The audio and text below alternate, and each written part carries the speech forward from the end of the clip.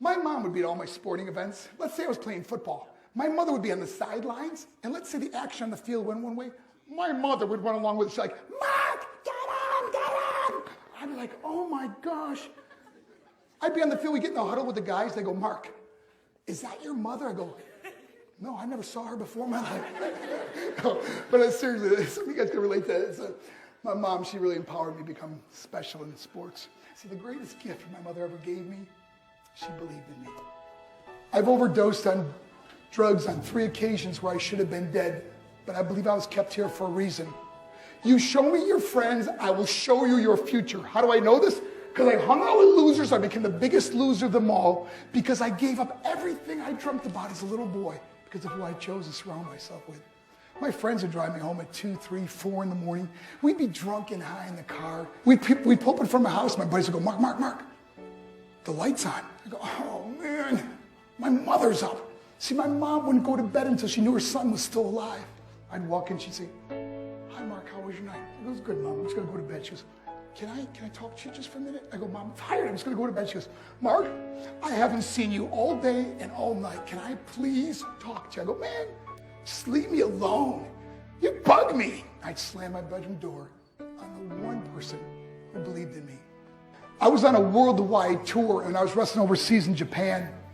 After my wrestling match, I went upstairs to my hotel and I fell asleep. There was a knock at my door at 3 o'clock in the morning. I got out of bed, I looked through the safety window of the hotel door, and I could see it was a Japanese promoter. So I opened the door and he said, Mark, you need to call home. There's been an emergency. So I got on a hotel room phone. I called back to the United States and said, hey, what's going on? He said, Mark, I don't know how to tell you this. I go, just tell me what happened. All of a sudden he started crying. They go, Mark, I can't tell you. Just say it. I said, Mark, your mother died. I just threw the phone down. I ran out of my hotel room. I took the elevator to the lobby. When the doors opened up, I just ran out into the street. And I remember looking up and just saying, Mom, I am so sorry. I flew home for her funeral, and I was so nervous to walk up to her casket. So I just stood way in the back. I remember just kept thinking to myself, I'm like, Mom, please wake up. Please get up. And then I finally got the nerve to walk up to her, and she was so beautiful. She was dressed in white. I mean, she looked like an angel. I said, Mom, you are my hero. Everything I am, everything I hope to be was because of you. You loved me so much. You gave me a life. You worked 2 jobs. You're the only one that ever believed in me. How'd I repay her? By getting drunk? By getting high? By getting stupid? By hanging out with losers? For what?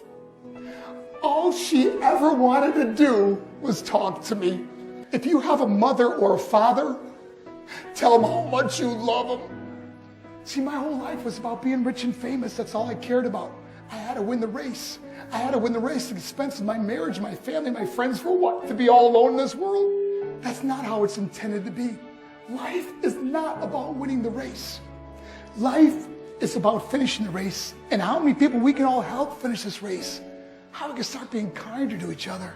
How we can help the students that are going through adversity right now. How we could stop with the name calling and hurting other people. Because in the end, it may be you that needs help to finish the race. Because I learned what is truly important, and that is how precious this gift of life is and how quickly it can be taken away.